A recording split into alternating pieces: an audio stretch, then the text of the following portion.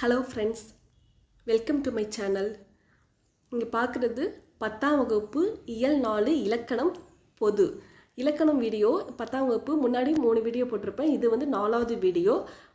TNTET படிக்கிறவங்களுக்கு PGTRB Tamil eligibility டெஸ்ட்டுக்கு இந்த வீடியோ ரொம்ப யூஸ்ஃபுல்லாக இருக்கும்.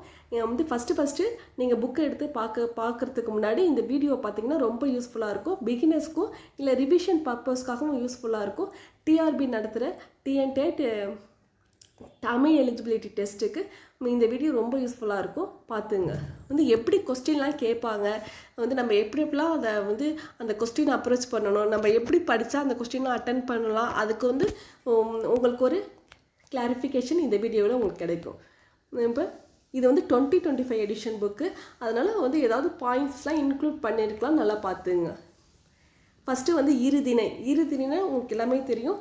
உயர்திணை, அக்ரிணை, அதுதான் இதை கொடுத்துருக்காங்க. அப்படியே டெஃபினேஷனும் அந்த எடுத்துக்காட்டு என்ன எடுத்துக்காட்டு கொடுத்துருக்காங்களோ அதையும் அப்படியே பார்த்துட்டு அதை புரிஞ்சுக்கிறது நல்லது.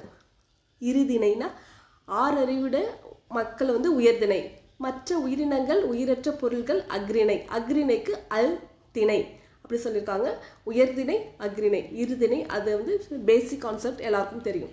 ஐம்பால், நெக்ஸ்ட் வந்து ஐம்பாலுங்க வந்து பால் வந்து பால் திணையினோட உட்பிரிவு தான் பால். இந்த பாலை வந்து சொல்லியிருக்காங்க. பால்னா பகுப்புன்னு சொல்லலாம், பிரிவுன்னு சொல்லலாம். பிராக்கெட்டில் கொடுத்துருக்கிறதும் நல்லா பார்த்துங்க. பால் வந்து பகுப்பு, பிரிவு, இது வந்து 5 வகைப்படும். உங்களுக்கு நேராக யூடியூப் வீடியோவில் புரியலன்னா ஃபுல் ஸ்க்ரீனில் வச்சு பாருங்கள். புக்கு ஃபுல்லாகவே தெரியும், நல்லாவும் தெரியும். புக்கு அப்படியே படிக்கிறது தான் நல்லது.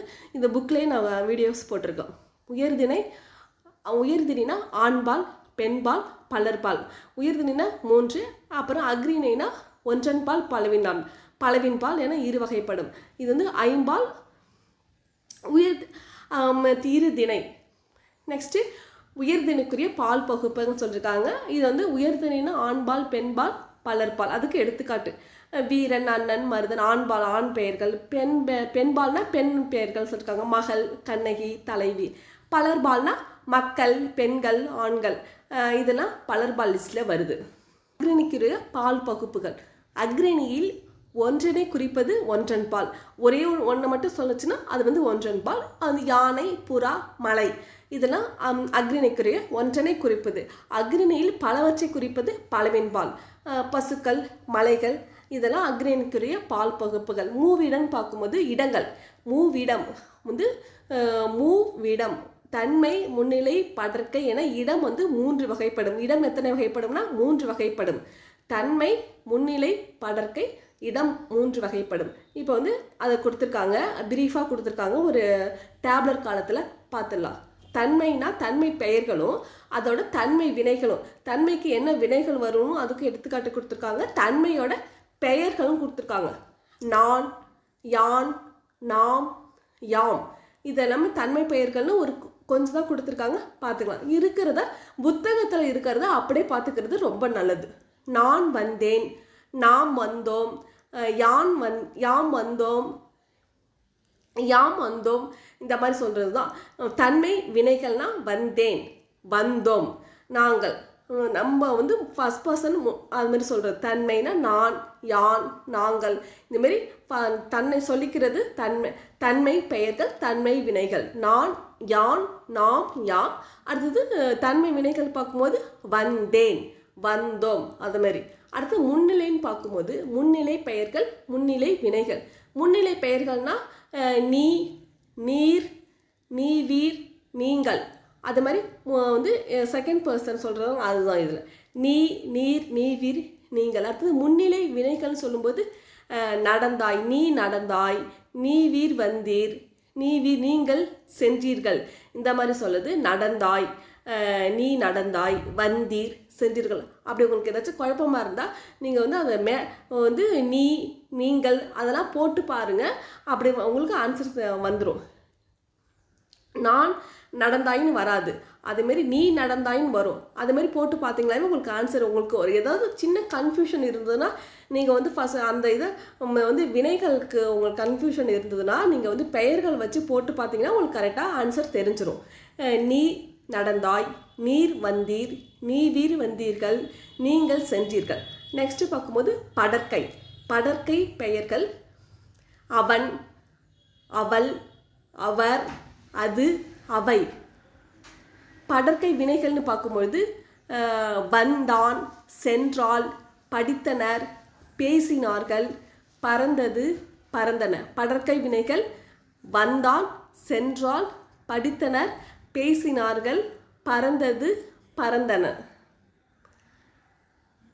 நெக்ஸ்ட் பார்க்கும்போது வழு, வழாநிலை, வழு அமைதி. இதை கொடுத்துருக்காங்க, 3 கொடுத்துருக்காங்க. வழுனா என்ன, வழாநிலைனா என்ன, வழு அமைதினா என்ன? வழு, வழாநிலை, வழு அமைதி. வழாநிலைனா இலக்கண முறையுடன் பிழையின்றி பேசுவதும் எழுதுவதும் வழாநிலை எனப்படும். இலக்கண முறைப்படி கரெக்டாக பேசுறது எழுதுவது வழாநிலை. இலக்கண முறையின்றி பேசுவதும் எழுதுவதும் வழு. ஃபஸ்ட்டு வழாநிலைக்கும் வழுக்கும் டெஃபினேஷன் கொடுத்துருக்காங்க. இலக்கண முறையுடன் பிழையின்றி பேசுவதும் எழுதுவதும் வழாநிலை, இலக்கண முறையுடன் பேசுவதும் எழுதுவதும் வழு. இது காரணம் கூற்று இல்லைன்னா 2 கூற்று, இதே மாதிரி 2 கூற்று கொடுத்து இதில் 2மே சரியா அதே மாதிரிலாம் கூட கேட்கலாம். நல்லா பார்த்துங்க, இது கன்ஃபியூஸ் ஆகாமல் பார்த்துங்க. பிழையின்றி இருந்தால் அது வழாநிலை, பிழையோட இருக்குது பிழையின்றி பேசுவதும் எழுதுவதும் வழாநிலை, பிழையின்றி இலக்கண முறையின்றி பேசுவதும் எழுதுவதும் வழு. பிழையின்றினா வழாநிலை, இலக்கண முறையின்றி பேசுவதுனா வழு. இதுதான் 2த்துலையும் கொடுத்துருக்காங்க. இரு திணையும் ஐம்பாலும் மூவிடமும் காலமும் வினாவும் விடையும் பலவகை மரபுகளும் ஆகிய 7 தொடர்களில் இலக்கண பிழைகளுடன் வந்தால் அவையும் வழு எனப்படும்.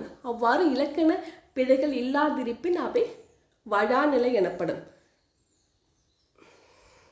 இலக்கண பிழைகளுடன் வந்தால் வழு, அவ்வாறு இலக்கண பிழைகள் இல்லாதிருப்பின் அவை வழாநிலைன்னு சொல்லியிருக்காங்க. இது எடுத்துக்காட்டு சொல்லியிருக்காங்க. இந்த எடுத்துக்காட்டு ரொம்ப முக்கியம், எல்லாத்தையும் அப்படியே பார்த்துங்க. வழுனா திணைக்கு திணை செழியன் வந்தது, உயர்தனி அக்ரின்னு சொல்லுவாங்க. செழியன் வந்ததுன்னு சொல்லியிருக்காங்க.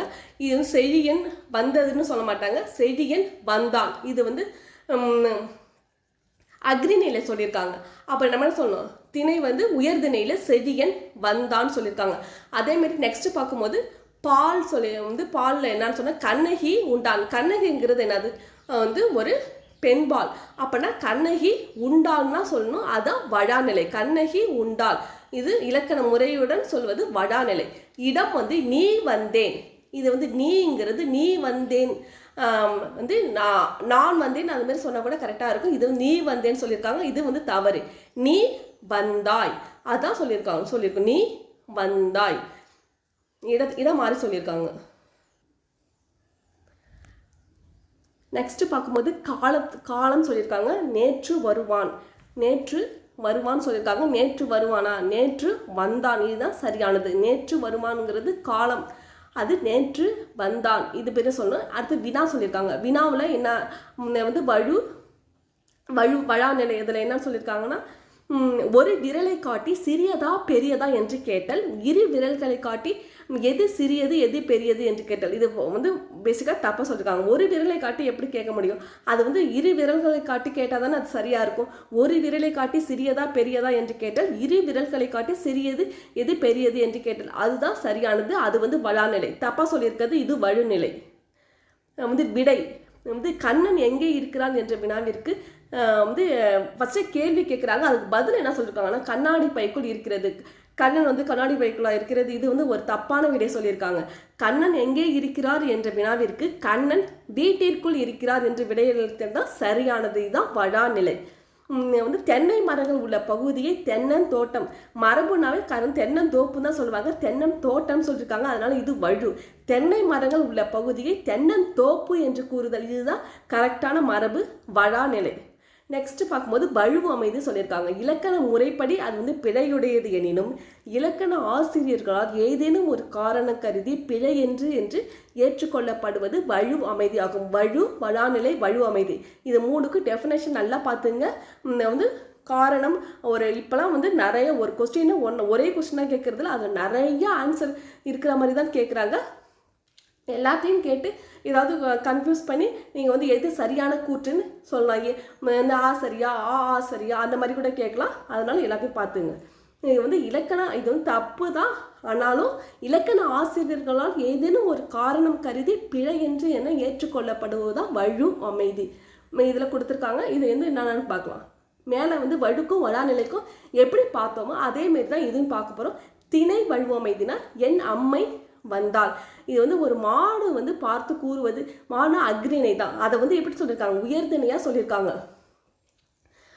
வந்து வந்தால்னா வந்து அக்ரிணையை ஒரு பெண்பால் மாதிரி சொல்லியிருக்காங்க என்று. ஆனாலும் இதை வந்து தப்பு இல்லை சரிதான் சொல்லி ஏற்றுக்கிறாங்க. இதுதான் திணை வழுவமைதி. என் அம்மை வந்தால் இது வந்து திணை வழுவமைதி. ஒப்பின் காரணமாக வந்து அக்ரிணையை உயர்திணையாக ஏற்றுக்கொண்டாங்க. அதனால இது திணை வழுவமைதிக்கு எடுத்துக்காட்டு சொன்ன. என் அம்மை வந்தால்னு சொன்னால் நம்ம வந்து திணை வழுவமைதின்னு சொல்லணும். நெக்ஸ்ட் பார்க்கும்போது பால் வழுவமைதி. வாடா ராசா வாடா கண்ணா. மகளை பார்த்து தாய் அடைப்பது. அவங்க வந்து ஒரு ஆவலில் அதை வந்து அழைக்கிறாங்க. வந்து ஒரு பெண் குழந்தைய தன் மகளை வந்து ஆண் பாலாக அவங்க வந்து நினச்சிக்கிட்டு வாடா ராசா வாடா கண்ணா இப்படி நம்ம மேலே கூப்பிட்டு தான் இருக்காங்க. அது வந்து அது சரின்னு சொல்லிக்கிறாங்க. அது வந்து எந்த கேட்டகரியில் எப்படி சொல்கிறாங்கன்னா பால் வழுவமைதி. பால் வழுவமைதியில் வாடா ராசா வாடா கண்ணா இந்த மாதிரி சொல்கிறது சரின்னு சொல்லியிருக்காங்க. எந்த இதுனா பால் வழுவமைதி. திணை வழுவமைதி பால் வழுவமைதிக்கு உள்ள டிஃப்ரென்ஸ் நல்லா பார்த்துங்க. இதே மாதிரி இல்லைனாலும் வேறு மாதிரியும் வந்து எடுத்துக்காட்டு சேஞ்ச் பண்ணி கேட்கலாம். இது ரொம்ப முக்கியம் பார்த்துங்க. இட வழுவமைதின்னு பார்க்கும்போது மாறன் என்பான் தன்னை பற்றி பிறரிடம் கூறும்போது இந்த மாறன் ஒரு நாளும் பொய் கூற மாட்டான் என தன்மையினை பழக்க இடத்தில் கூறுவது இட வழுவமைதி. தான் கூற மாட்டேன்னு சொல்லணும், கூற மாட்டான் அப்படி சொல்லியிருக்காங்களா. அதனால இந்த இடத்தை மாற்றிருக்காங்க. தன்மையினை வந்து படர்க்க இடத்தில் அவங்க சொல்லியிருக்காங்க. அதனால இட வழுவமைதி. இந்த மாறன் ஒரு நாளும் பொய் கூற மாட்டான். இது வந்து என்னன்னா இட வழுவமைதி. தன்மையினை படர்க்க இடத்தில் மாற்றி சொல்லியிருக்காங்க. அதனால இது இட வழுவமைதி. நெக்ஸ்ட் பார்க்கும்போது கால வழுவமைதி. குடியரசுத் தலைவர் நாளை தமிழகம் வருகிறார். இது வந்து நாளை வருவார்னா சொல்லணும். ஆனால் வந்து என்ன சொல்லியிருக்காங்க, வருகிறார் அப்படின்னு சொல்லியிருக்காங்க. இருந்தாலும் இது வந்து உறுதித்தன்மையின் காரணமாக இது கால வழுவமைதி என ஏற்றுக்கொள்கிறோம். குடியரசுத் தலைவர் நாளை தமிழகம் வருகிறார். இது வந்து உறுதித்தன்மையின் காரணமாக இது கால வழுவமைதி. அது நெக்ஸ்ட் மரபு வழுவமைதி. கத்தும் குயிலோசை சற்றே வந்து காதில் பட வேணும். இது பாரதியார் சொன்னது. இது வந்து குயில் என்ன செய்யும், கத்தும் குயிலோசைன்னு போட்டிருக்காங்க. குயில் வந்து கூவும் தான். ஆனால் இங்கே குயில் வந்து கத்துன்னு சொல்லியிருக்காங்க. இது மரபு வழு. இங்கு வந்து கவிதையில் இடம்பெற்றிருப்பதால் இது மரபு வழுவமைதியாக ஏற்றுக்கொள்ளப்பட்டது. இப்போ வந்து வழுவமைதியில் இப்போ 5 பார்த்துருக்கோம். இது ரொம்ப முக்கியம். இதுக்கு வந்து எல்லாமே எடுத்துக்காட்டு ரொம்ப முக்கியம். இந்த எடுத்துக்காட்டுகளோட படித்தா ரொம்ப ஈஸியாக இருக்கும். வழுவமைதி, வழாநிலை வழுவமைதி இந்த 3த்தையும் நல்லா பார்த்துங்க. இது ரொம்ப முக்கியம். இதுக்கு வந்து எடுத்துக்காட்டுகளோட அப்படியே கேட்பாங்க. இதில் வந்து இது ரொம்ப ஈஸியாக தான் படிச்சுக்கலாம். இது கொஸ்டின் பேப்பரில் வழாநிலை வழுவமைதி பற்றி கொஸ்டின் வந்துக்கிட்டு தான் இருக்குது. வந்து PGTRB Tamil eligibility test TNTET படிக்கிறவங்களுக்கு இந்த வீடியோ ரொம்ப யூஸ்ஃபுல்லாக இருக்கும். இந்த வீடியோ உங்களுக்கு பிடிச்சிருந்தா லைக் பண்ணுங்கள், ஷேர் பண்ணுங்கள், சப்ஸ்கிரைப் பண்ணுங்கள். Thank you friends.